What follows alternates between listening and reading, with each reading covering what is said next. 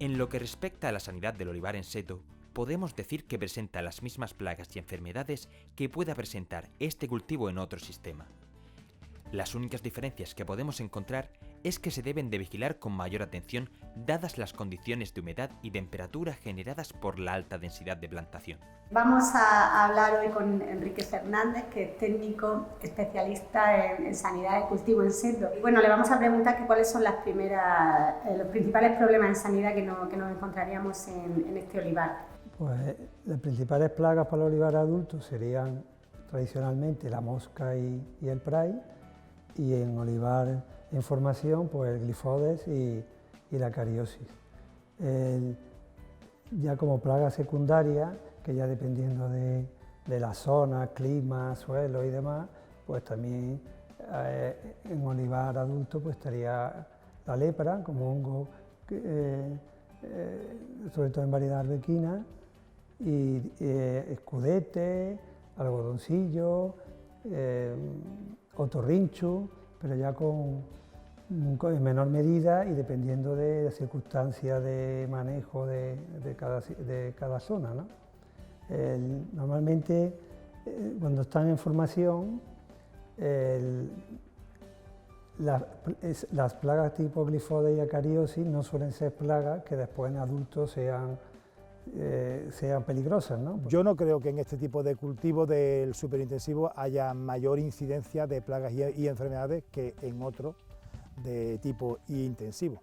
Es más, creo que cualquier tratamiento fitosanitario en estas plantaciones es mucho más efectivo que en plantaciones que tienen menos número de árboles, pero de mayor volumen de copa. En Andalucía las plagas para el olivar están muy tasadas, ¿no? Y pues, bueno, son las típicas generaciones de pray, puedes tener mosca. En las fincas que yo manejo, la problemática de plagas y enfermedades es muy similar de una zona a otra. Bueno, verdaderamente con el paso de los años se hace un seto muy grande y la falta de luz puede ocasionar diversas enfermedades. Pues son más comunes como el repilo, debido a la humedad, no depende de la zona. Zonas más húmedas, más repilo, zonas menos húmedas. Regadío sí, porque el árbol está más tierno, se mueve más, es más apetecible, ¿no? Digamos, para el insecto, pero no depende para nada del sistema. En orientaciones donde no haya una buena corriente de aire o en sitios donde puedan ocurrir nieblas, humedades continuas, pues está claro de que va a tener más problemas de repilo, por ejemplo. Y también es cierto que existe una evolución de las plagas y enfermedades, como hemos visto en otros cultivos, ¿ocurre en olivo? Lo que sí se ve en el campo claramente es que las plagas, pues, plagas que antes no tendrían que estar en una fecha del año, pues sí surgen, ¿no? Como por ejemplo el algodoncillo, normalmente suelen tener dos plagas, dos generaciones al año, y bien por el régimen de temperatura, humedad y demás, pues se están viendo otra tercera generación, que entonces, claro, son crecimientos exponenciales. Claro, hay una primera generación, la segunda es mayor, si hay una tercera es todavía muchísimo mayor, ¿no? En vez de lineal, son generaciones exponenciales que aumenta la plaga y dificulta el control, ¿no? El caso también de los hongos, pues claro, todos los hongos tienen un régimen de humedad y temperatura. Si hace frío y baja temperatura, pues se ralentiza mucho el hongo, mientras que si las temperaturas medias suben y en torno a 20 grados, que es la temperatura de confort óptima, pues el hongo, el ciclo espurula más y se desarrolla más y cuesta más trabajo, ¿no?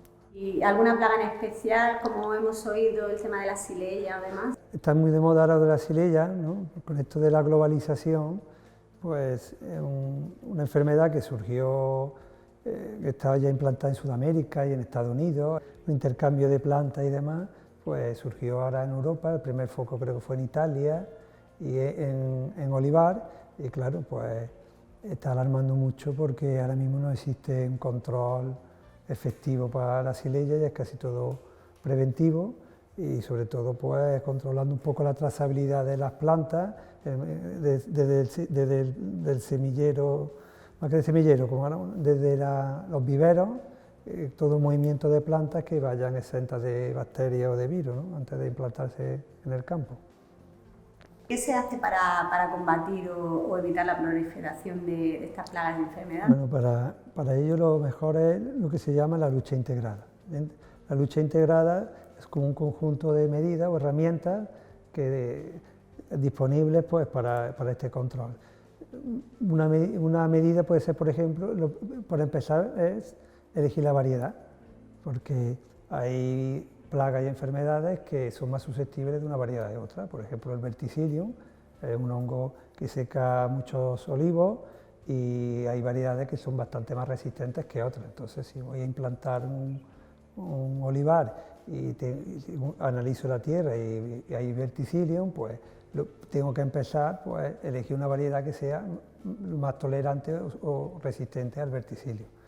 Otra medida a tomar puede ser medidas culturales. Dentro de las medidas culturales, pues la poda, es decir, un árbol que exceso de vegetación, pues tiene más posibilidades de que tenga hongos, repilos, etcétera, que uno que esté más aireado, que el aire pase bien.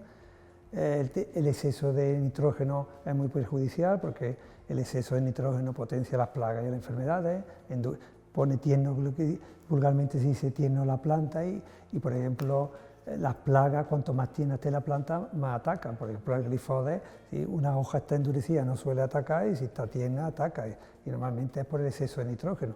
Así que, y no va a dar más producción por el exceso, sino que puede ser hasta contaminar acuíferos, etcétera, ¿no?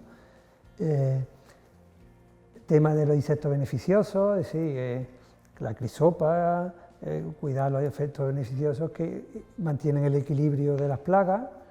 Ya se está estudiando mucho la suelta de insectos beneficiosos, lo que pasa es que siempre el invernadero está muy controlado, es más fácil, al aire libre es más complicado, pero se está haciendo ya muchas investigaciones sobre eso. Y después ya, pues claro, las otras medidas son los fitosanitarios, que antes de aplicarlos, pues bueno, se ponen trampas para hacer el seguimiento de vuelos de las plagas y se ponen trampas con, por ejemplo, en el caso de la mosca, con placas cromatográficas, con la feromona y se mide la curva de vuelo y cuando supera el umbral que la población de la plaga pues, produce una merma en la producción, pues entonces ya se utilizaría a lo mejor un producto fitosanitario, ¿no? Dentro de los productos fitosanitarios pues hay que intentar productos que sean muy selectivos, no productos generales, ¿no? Que maten también los insectos beneficiosos y con rotación de materia activa para que no produzcan resistencia. Que no podemos meter una variedad arbusana en zonas tan húmedas, no tendríamos muchos problemas de fitocultura. Nuestra estrategia de tratamientos y de control es una estrategia en control integrado de plagas. ¿Bien?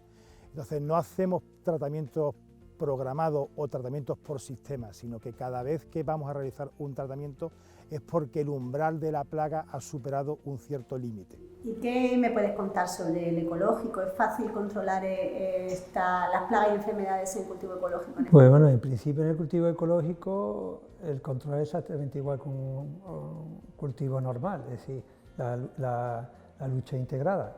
Sí, todas las medidas que hemos hablado de la lucha integrada pues es aplicable al cultivo ecológico.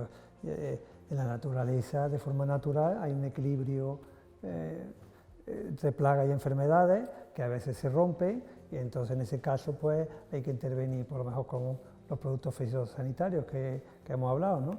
Lo que pasa es que en el caso de ecológico pues esas herramientas fitosanitarias se disponen de bastantes menos, pero también hay bastantes herramientas que se pueden usar, ¿no? Por ejemplo, el tema de repilos, pues el cobre está autorizado en ecológico, como en convencional. Para el tema de la mosca, pues tenemos el caolín, que se puede usar también como repelente, la bacteria de espinosal, por parcheo, que también se puede usar para la mosca, y bueno, y para el tema del lepidóptero, el glifodes, Prae y demás, pues está el Bacillus thuringiensis, que es un organismo vivo, entonces hay que tener un poco de cuidado porque hay que intentar que no esté almacenado a temperatura alta, porque se degrada, que esté formulado pues, en campañas, teniendo esa precaución, cuando se aplica pues mejor por la tarde para que el sol también lo degrada el producto. ¿Se utiliza algún tipo de fortificante? Sí, también. Hay un silicio, se puede utilizar el silicio que se absorbe en la hoja y forma una barrera que impide también un poco la entrada del hongo, ¿no? Yo creo que en el cultivo ecológico en los últimos años se han solucionado muchísimos problemas.